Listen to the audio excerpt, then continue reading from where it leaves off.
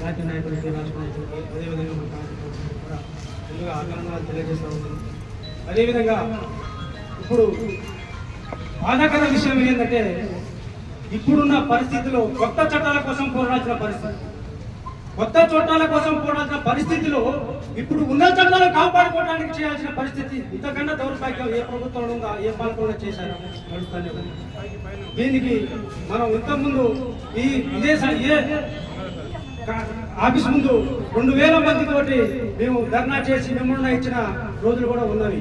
అయినా కూడా ప్రతి కలెక్టర్ చేసిన ధర్నాలు ఉన్నవి, ఈ కార్యక్రమాలు ఇవన్నీ చేసినా కూడా ఈ ప్రభుత్వానికి కనికారం లేకుండా మళ్ళీ అదే సంక్షేమ బోర్డును ప్రైవేటీకరణకు అప్పచెప్పింది. దీనికి ఐఎఫ్టీ పోరాడుతూ ఉంది. ఏమని పోరాడుతుందయ్యా అంటే ఇంతకుముందు ఇప్పుడు లేబరు కార్డు 60 సంవత్సరాల వరకే పనిచేస్తూ ఉంది, 60 సంవత్సరాలకే పనిచేస్తా ఉంది. ఆ తర్వాత లేబర్ కార్డు తీసేస్తున్నారు. ఎందుకంటే 60 సంవత్సరాల వరకే మనం పని చేయగలుగుతాం, 60 సంవత్సరాల వరకే మన రక్తం దారబోతాం, ఆ తర్వాత మనం పని చేయలేము, రక్తం ఉడికిపోతుంది కదా, అందుకని తీసి పడేస్తున్నారు. ఇప్పుడు ఏంటంటే ఒక పశువుకి ఒక ఎద్దుకి మన కార్మికుకి ఏ సంబంధం తేడా లేదు గవర్నమెంట్ దృష్టిలో. అది ఏమని చేస్తే చిన్నంత కాలం కానీ మేత మంచడేస్తారు, తర్వాత ఎత్తు పడే తీసి పడేస్తారు. అదే పరిస్థితి మన కార్మికులకు కూడా అదే పరిస్థితి ఉంది మన గవర్నమెంట్ దృష్టిలో. దీనికి ఐఎఫ్టీ ఏం పోరాడుతూ ఉంది?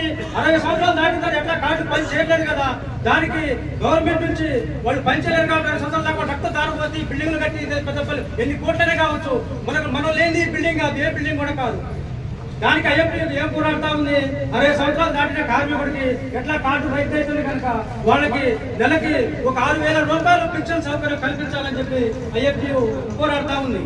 అదేవిధంగా ఇవాళ ఈ స్వతంత్ర దేశంలో మనం ఈ అడ్డాల మీద సెట్లు ఉన్నాయా? అసలు అడ్డాలు ఉన్నాయా? ఎక్కడ సిటీలలో రోడ్ల మీద నిలబడుతున్నాం. మనం ఎక్కడ నిలబడుతున్నాం?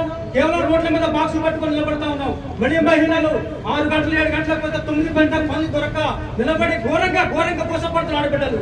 ఎందుకయ్యా అంటే అక్కడ మరుగుదొడ్లు ఉండవు, మంచినీటి సౌకర్యం ఉండదు, ఏడుండదు. ఆ కొట్టుడు షాప్ చూస్తే ముని బయటకు వెళ్తారు, వెళ్ళిపోయి బయటకు వెళ్తారు.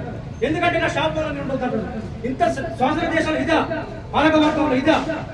దీనికి ఏమైనా కొట్లాడుతాం? ఐఎఫ్టీ రెడ్లకు మనకి సీట్లలో అడ్డాలు ఏర్పాటు చేయాలి, అడ్డాల మీద షెట్లు ఏర్పాటు చేయాలి, అదేవిధంగా మంచి సౌకర్యం ఏర్పాటు చేయాలి, అక్కలకు మరిగిదోడ్లు ఏర్పాటు చేయాలని చెప్పి ఐఎఫ్టీ కొట్లాడుతూ ఉంది.